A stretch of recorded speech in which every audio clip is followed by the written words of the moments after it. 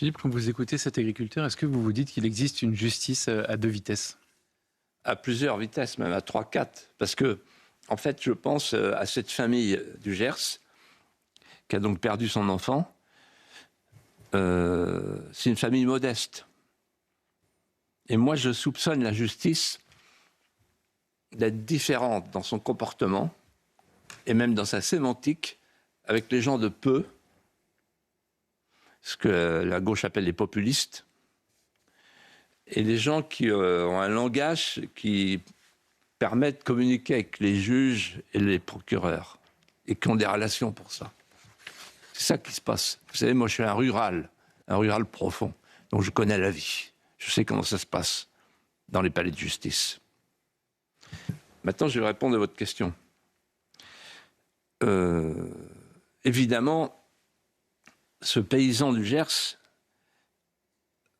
me fait penser, à vous aussi, à ce qui s'est passé le week-end dernier. La différence de traitement avec les paysans cet hiver, quand le pouvoir politique a envoyé les CRS pour piquer les bovins, pour piquer le cheptel, ça a été d'une violence extrême. Pour les paysans, pas de quartier. Je me souviens qu'il y avait des hélicoptères avec qui déversaient des fumigènes, et il y avait les fameux centaures, qui sont des chars, sauf erreur de ma part. C'est-à-dire qu'on a envoyé contre les paysans des moyens qu'on a aussi envoyés contre les Gilets jaunes pour qu'ils n'investissent pas Paris. Et LBD, on dit, etc. C'est-à-dire qu'on a traité les Gilets jaunes, on a traité les paysans, le petit peuple révolté, d'une manière différente des racailles. Pour les racailles, la consigne, c'était pas de contact. En souvenir de Malik Oussekine. Surtout pas de contact, parce que si on a un mort, c'est l'affaire Naël qui recommence. Pas de contact, et surtout, il faut accepter d'avoir des blessés parmi nous plutôt que parmi les manifestants. 233 blessés parmi les gens. Mais rien que pour ça, Nunez, lui aussi, devrait démissionner. Ils devraient tous démissionner, en fait. C'est une faillite complète. Moi, je pense en ce moment aux familles qui sont au chevet de leurs blessés, les gendarmes, les policiers. Voilà. Et donc, ce paysan, il est révolté, puisqu'il est traité comme un prédateur. Et parce qu'il veut, simplement, il veut survivre avec sa famille contre le Mercosur. Et donc, ces gens-là qui nous ont infligé le Mercosur, c'est-à-dire que ces hommes, ces femmes politiques ont fait le choix, pour nourrir la France, de déléguer notre alimentation sur le marché mondial. Est-ce que vous comprenez ce que je suis en train de vous dire ? Et quand ce n'est pas le marché mondial avec le Mercosur, ils vont chercher les poulets en Ukraine. Et pendant que M. Édouard Philippe et M. Retailleau vont chercher je ne sais pas quoi en Ukraine, un remontant, ou alors autre chose. Donc tout ça est intolérable. Tout ça est intolérable. Cette classe politique, elle se liquéfie. Elle est dans l'obsolescence, l'indécence et l'indignité. Alors moi, je dis à ce paysan, vous avez bien fait de parler à CNews. Continuez à parler, parce que vous êtes la voix de la dignité et du courage français. Autre question, Philippe de Villiers, c'est après ce nouveau drame et cette colère qui monte, cette exaspération des Français qui aspirent à être sauvés, selon vous, comment sauver les Français demain ? Que faire ? Alors, déjà, il faut changer toutes les équipes qui nous gouvernent depuis 50 ans. C'est pas compliqué. On a eu, avec eux, le transfert de la souveraineté à Bruxelles. Ils font mine de nous faire croire qu'ils ont encore le pouvoir alors qu'ils ne l'ont plus. Ensuite, ils nous ont fait l'immigration invasive.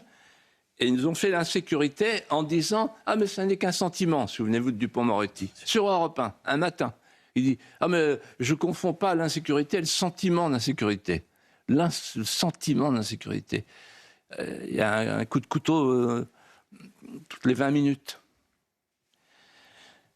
Alors, il faut d'abord réformer la justice. Réformer la justice, ça veut dire quoi? Vous allez voir, je vais être très concret. Parce que c'est le fruit d'une longue réflexion. Quand on est blanchi sous la harnois, on a un avantage, c'est un mélange de prudence, d'audace et de sagesse. Mais on a l'expérience. La première chose qu'il faut faire, et qui changerait tout, c'est instaurer la responsabilité du juge. Vous, Elliot, vous, Geoffroy, vous avez des responsabilités éminentes. Si jamais vous dérapez, vous aurez une sanction. Vous n'êtes pas forcé de me le dire, mais bon, c'est normal. C'est la responsabilité.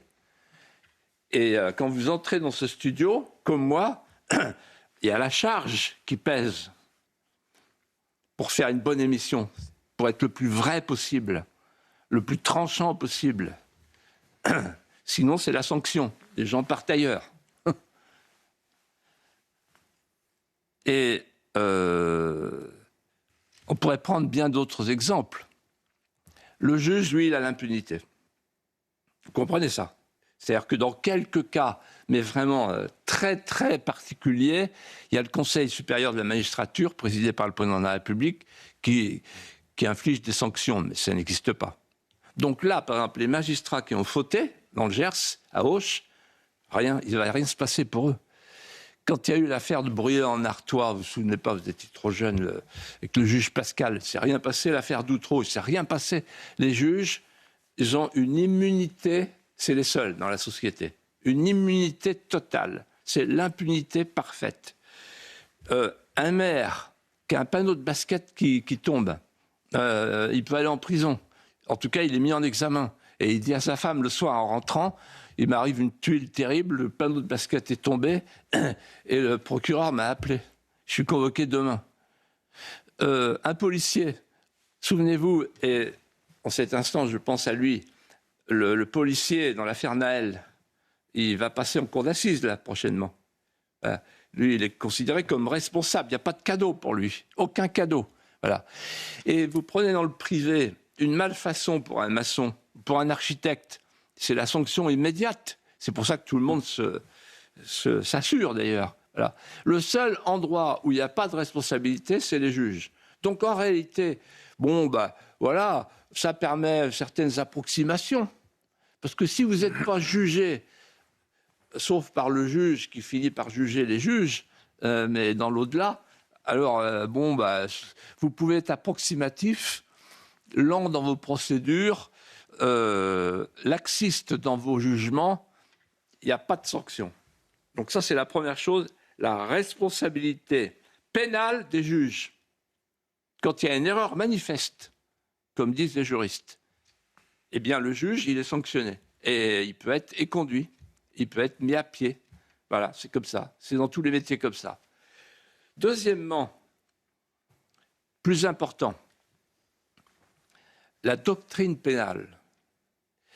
Parce que ce qui arrive dans le Gers, là, c'est la conséquence d'une doctrine pénale qui a été renversée dans les années 60. Moi, j'ai vécu la bascule. La nouvelle doctrine pénale, qu'on appelle la défense sociale nouvelle, définie par un magistrat à l'époque, et cette nouvelle doctrine sociale a instauré une théorie selon laquelle la justice doit s'organiser, le système judiciaire, je cite de mémoire, Marc Ancel s'appelle, le système judiciaire doit s'organiser autour de la réadaptation sociale du délinquant. Est-ce que vous m'avez bien entendu? Le système judiciaire doit se réadapter en fonction du criminel, en fonction de celui qui a fauté. Sous-entendu, et ce n'est pas sous-entendu, ça vient après, la prison est l'école de la récidive. Conséquence de cette nouvelle doctrine, Madame Belloubet, ministre nommée par M. Macron, fait un texte qui explique qu'il faut envoyer personne en prison. Conséquence, M. Badinter, quand il arrive en 81, il libère des milliers de prisonniers. Conséquence, pendant le Covid, le garde des Sceaux, du moment, libère tous les prisonniers.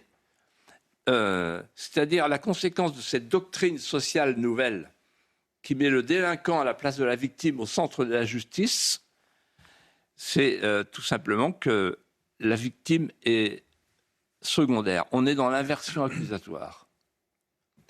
Et quelle est l'idée qui est derrière cette nouvelle doctrine qui régit la justice aujourd'hui et qui est soutenue par Emmanuel Macron, qui fait partie de cette gauche judiciaire, comme je le disais à l'instant?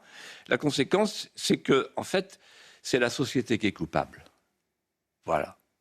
Et c'est ce que dit très bien la gauche. De toute façon, c'est la société qui est coupable, ce n'est pas le délinquant. Le pauvre délinquant, il n'est pas coupable. Et d'ailleurs, on l'a vu dans l'explication sur les racailles.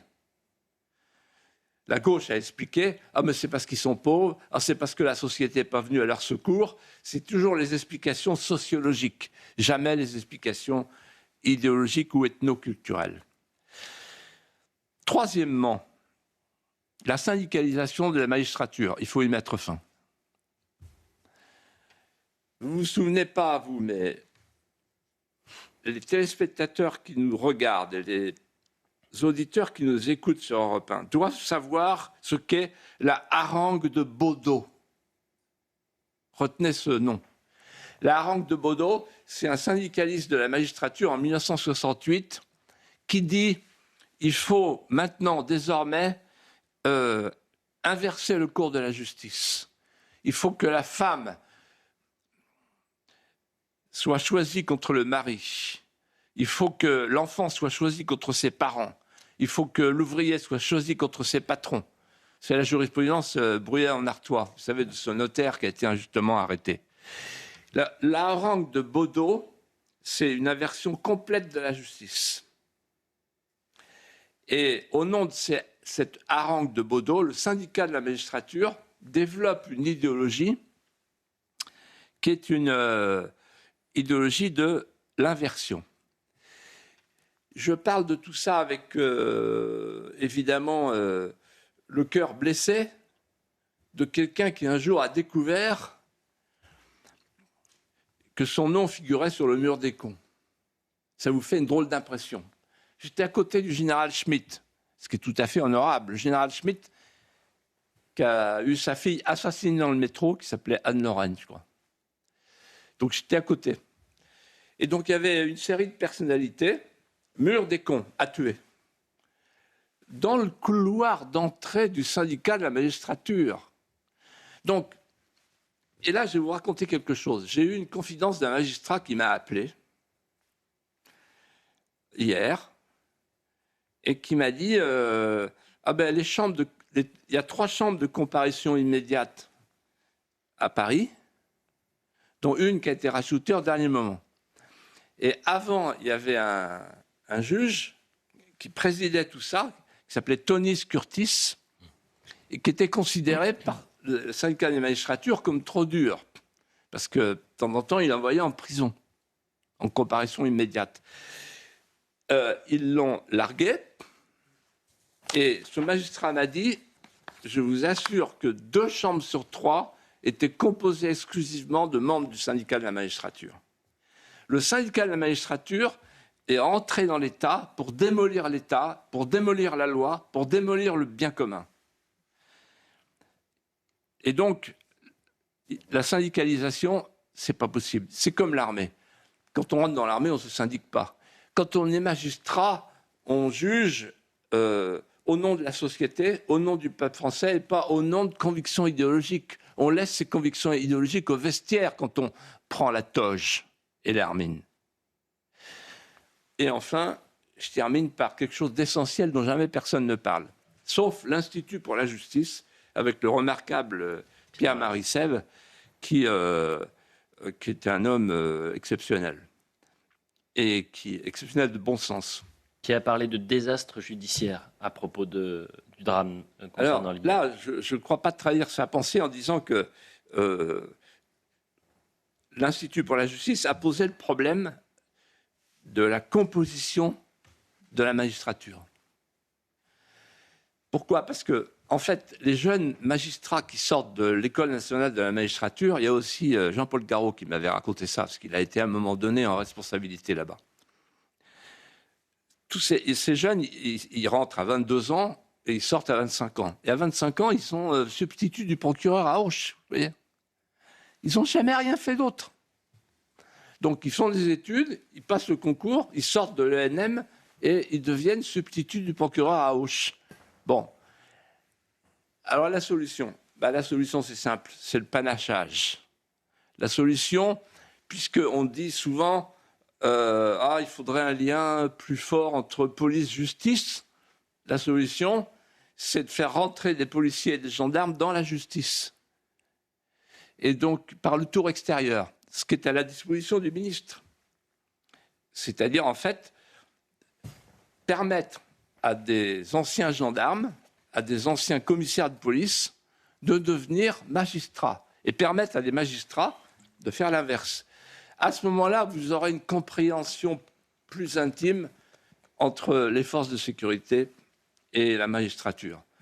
La grande différence entre les forces de sécurité et la magistrature, je vais dire un truc horrible, mais ça ne fait rien, c'est le fruit de mon expérience.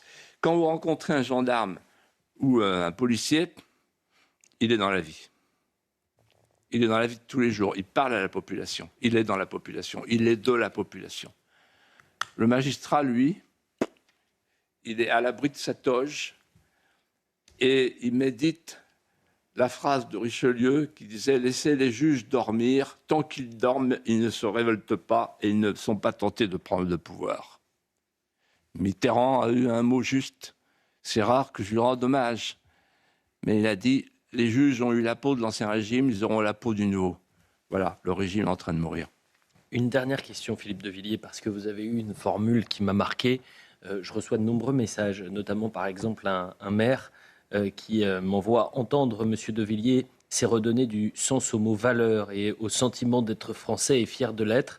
La justice est beaucoup plus sévère et efficace, réactive quand il s'agit de poursuivre des politiques pour quelque motif que ce soit. Mais au-delà du regard du maire qui m'interpellait, c'est la phrase que vous avez eue de dire c'est un tournant puisque pour l'élection présidentielle l'année prochaine, les Français auront comme boussole, la formule c'est sauvez-nous.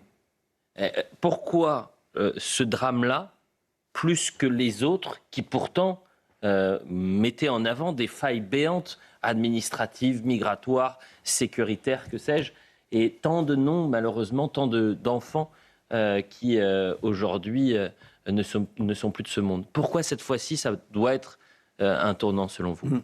C'est une très bonne question. Je vais vous répondre. Ce que je sens, c'est parce que ça vient derrière les racailles, le week-end, la Ligue des Champions. Ça vient juste derrière et ça se coagule. Ça se cristallise. C'est-à-dire qu'en fait, quand les Français ont vu à la télévision, sur CNews d'abord, parce que les autres ont traîné, ils ont mis 3 jours, bon, les autres, les concurrents.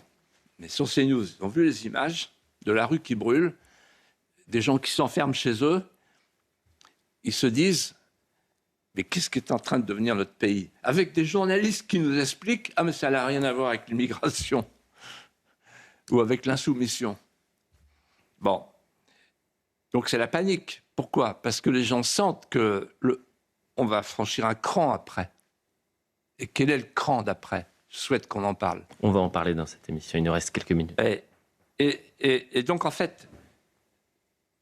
Non mais pourquoi je vous dis ça ? Dans la même semaine, on arrive et on voit le tribunal d'Auch. C'est-à-dire, il y a les villes, 71 villes, qui sont devenues des coupe-gorge aux yeux des Français, et tout à coup, les campagnes maintenant, où on ne protège même plus les enfants. Voilà. Donc on ne protège plus les parents, on ne protège plus les enfants, on n'est plus protégé. L'État régalien est démissionnaire. Il est parti ailleurs. Pendant ce temps-là, on a Macron qui est au Monténégro pour faire entrer le Monténégro et faire la majorité qualifiée pour permettre à Mme von der Leyen de devenir l'impératrice de la norme de manière définitive. C'est insupportable.